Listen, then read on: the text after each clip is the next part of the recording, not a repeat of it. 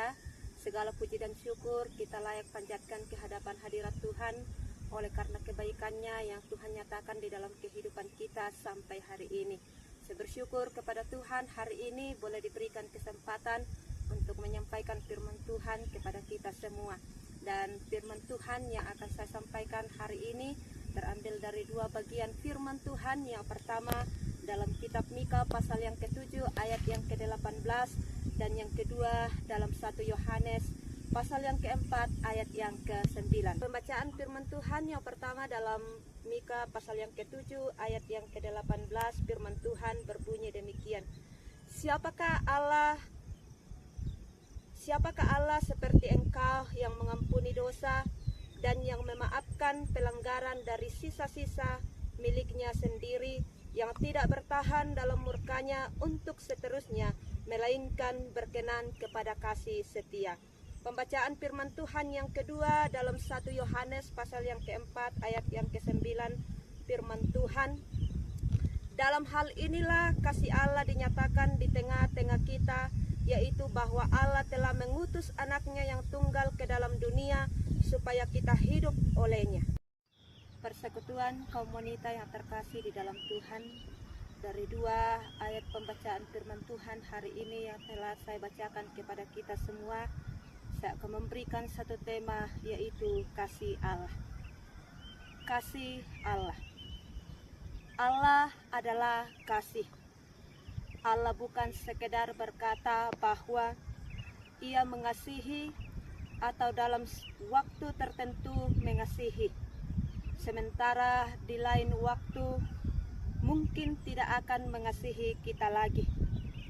Allah bukan seperti itu. Kasih adalah hakikat pribadinya.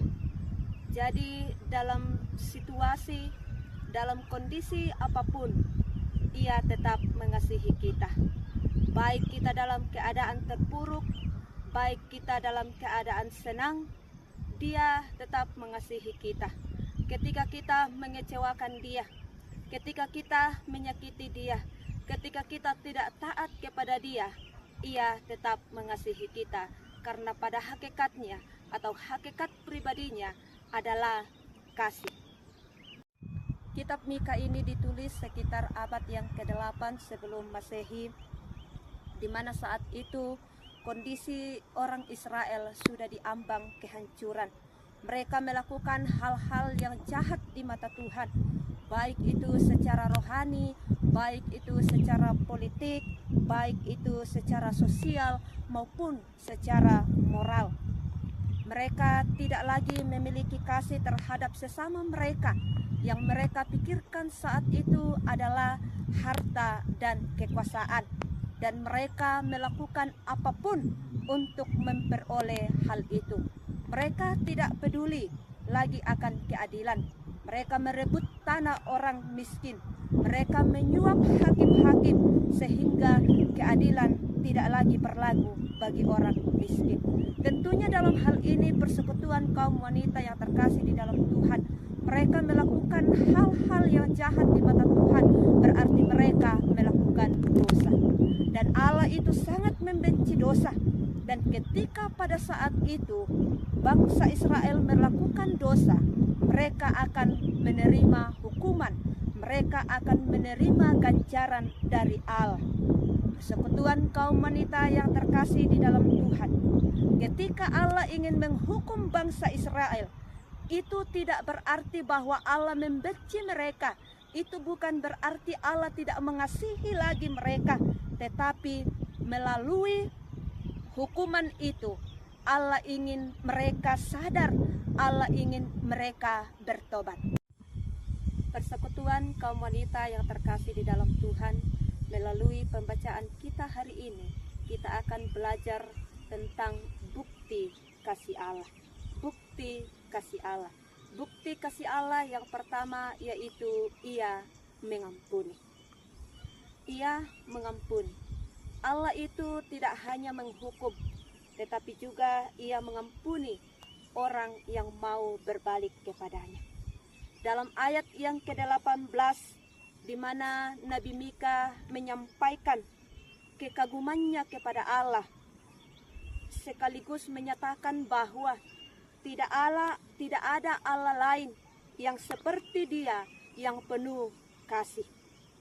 Tuhan Allah yang digambarkan dalam bagian ini adalah Allah yang mengampuni dosa dan juga memaafkan segala pelanggaran umatnya. Allah tidak bertahan di dalam murkanya, melainkan berkenan kepada kasih setia.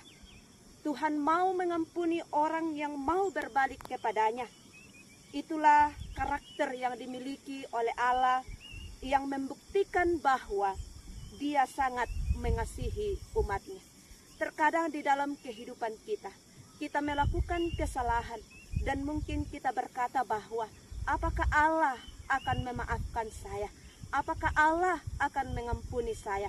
Percaya persekutuan kaum wanita yang terkasih di dalam Tuhan, sekalipun banyak hal yang kita buat yang menyakiti hati Tuhan, tetapi ketika kita mengambil komitmen, mengambil inisiatif untuk datang kepada Tuhan, untuk memohon ampun kepada Tuhan, maka Ia adalah Allah yang penuh kasih, yang mau mengampuni umatnya, akan mengampuni kita.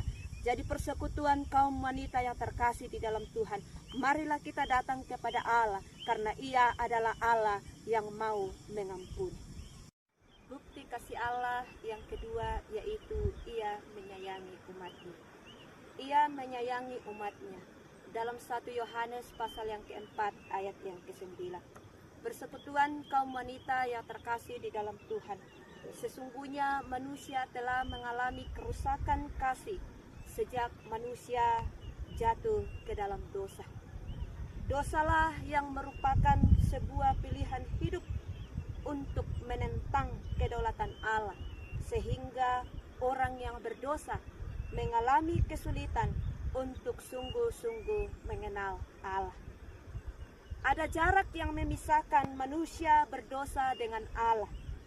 Dosa juga yang merupakan atau yang merusak kemampuan manusia untuk mengasihi Allah dan juga mengasihi sesamanya. Lalu bagaimana manusia bisa mengenal Allah kembali? Ketika Allah dalam kasih-Nya menyatakan dirinya dan memberikan kasih-Nya yang sempurna kepada manusia yang berdosa. Dan itulah terjadi ketika firman Allah menjadi manusia, Yesus Kristus. Persekutuan kaum wanita yang terkasih di dalam Tuhan. Ketika kita berbicara tentang kasih, maka titik tolaknya bukan ada pada diri kita sendiri, tetapi titik tolaknya berada pada pribadi Allah itu. Kita hanya akan sanggup mengasihi Allah dan sesama kalau kita sudah menerima kasih Allah. Atau kita akan sanggup mengasihi sesama kita. Kita akan sanggup menerapkan kasih itu ketika kasih Allah sudah berdiam di dalam diri kita. Karena itu persekutuan kaum wanita yang terkasih di dalam Tuhan. Pribadi Allah yang adalah kasih itu, Ia telah berkenan memberikan kasih-Nya yang terbesar kepada kita melalui pribadi Yesus Kristus. Maka dari itu persekutuan kaum wanita yang terkasih di dalam Tuhan, marilah kita membuka hati kita, menerima Yesus sebagai Tuhan dan Juru Selamat kita, karena Allah telah mengasihi kita. Ia menyayangi kita umatnya. Dan kasih sayang itu dibuktikan ketika Ia memberikan anaknya yang tunggal, supaya siapa yang percaya kepadanya akan memperoleh hidup yang kekal. Amin. Atas firman Tuhan, diberkatilah kita semua.